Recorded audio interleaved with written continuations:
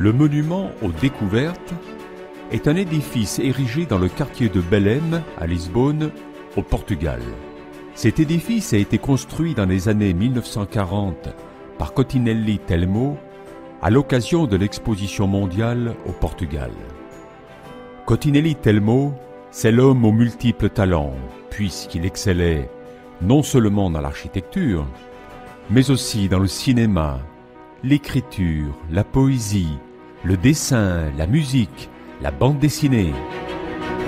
Puis 1960 fut l'année de la célébration des 500 ans de la mort de l'infant Henrique, surnommé Henri le Navigateur. Le monument fut inauguré à cette occasion. Le monument a la forme d'une caravelle. Henri le Navigateur se tient à la proue, une caravelle entre les mains. Deux files descendantes, de chaque côté du monument, rassemblent les statues des figures portugaises liées aux grandes découvertes. Au pied du monument se trouve une rose des vents de 50 mètres de diamètre dessinée au sol. Elle montre les itinéraires pris par les navigateurs portugais au XVe siècle et XVIe siècle. Cette mappemonde au marbre splendide posée à même le sol sur une rose des vents gigantesque fut offerte par le gouvernement sud-africain en remerciement des faits lusitaniens ayant changé la face et la connaissance du monde.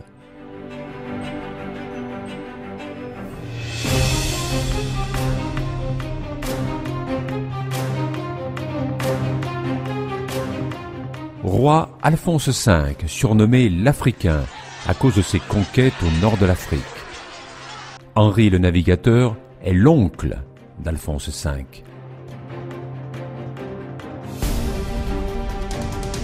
Qui ne connaît pas Vasco de Gama? Il est traditionnellement considéré comme le premier Européen à arriver aux Indes par voie maritime en contournant le cap de Bonne-Espérance en 1498. Alfonso Baldaia est un noble portugais et fut un des premiers colons de Terceira dans l'archipel des Açores. Pedro Álvares Cabral, navigateur portugais. Pedro Álvares Cabral est considéré comme le découvreur du Brésil, le 22 avril 1500. Chargé par le roi du Portugal Manuel Ier, il se rendra aussi aux Indes afin de poursuivre l'œuvre de Vasco de Gama.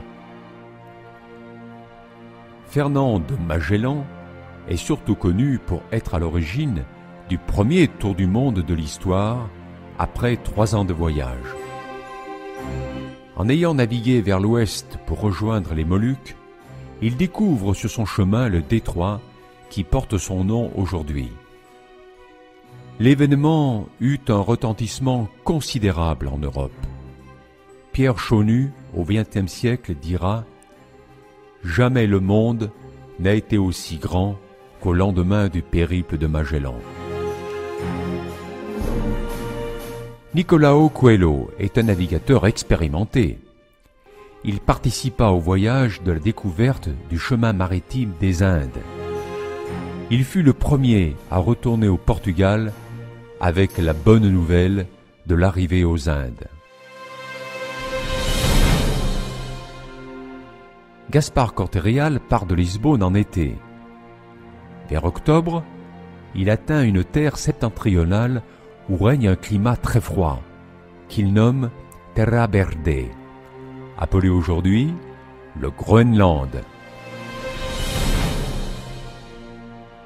Martim Afonso de Sousa est un capitaine et administrateur portugais. Il a œuvré au Brésil et aux Indes pour le compte de la couronne portugaise.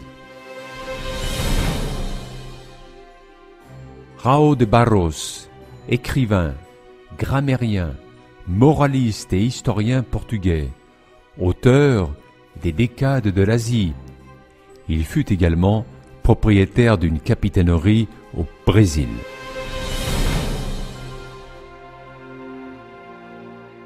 Estevão de Gama est le père de Vasco de Gama, mais ce nom est aussi le petit-fils d'Estevão de Gama, qui est le deuxième fils de Vasco de Gama. Bartolomeu Dias, grand navigateur. Il découvrit le Cap-Vert et l'île de Gorée en face du Sénégal. Il fut aussi le premier occidental à doubler le cap de Bonne-Espérance.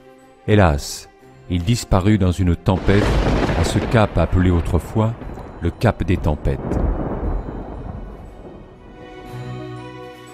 Diego Cao, explorateur portugais. Il visite la côte ouest de l'Afrique. Diego Cao est le premier Européen à s'engager aussi loin dans l'hémisphère sud.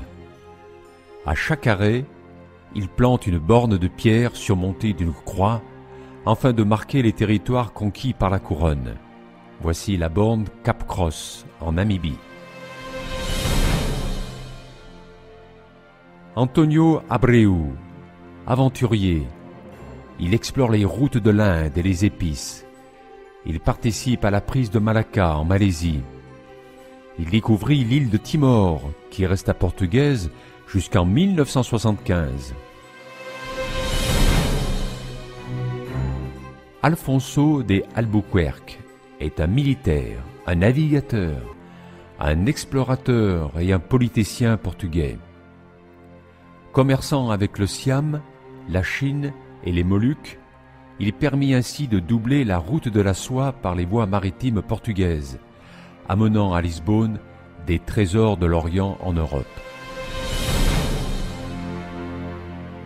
Saint François Xavier. Suite à ses succès missionnaires en Inde et en Extrême-Orient, il acquit le titre d'apôtre des Indes. Béatifié en 1619, il est canonisé 3 ans plus tard par Grégoire XV. Christophe de Gama. Fils de Vasco de Gama, Christophe est un soldat portugais qui mena une armée portugaise lors d'une expédition en Éthiopie en 1541. Il fut vainqueur plusieurs fois, avant d'être défait, capturé, puis décapité.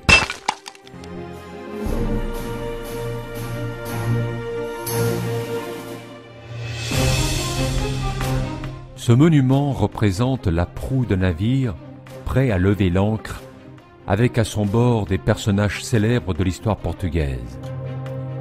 Il rappelle le rôle essentiel du Portugal lors des grandes découvertes de territoires inconnus au cours du XVe siècle. C'est donc un hommage aux expéditions portugaises.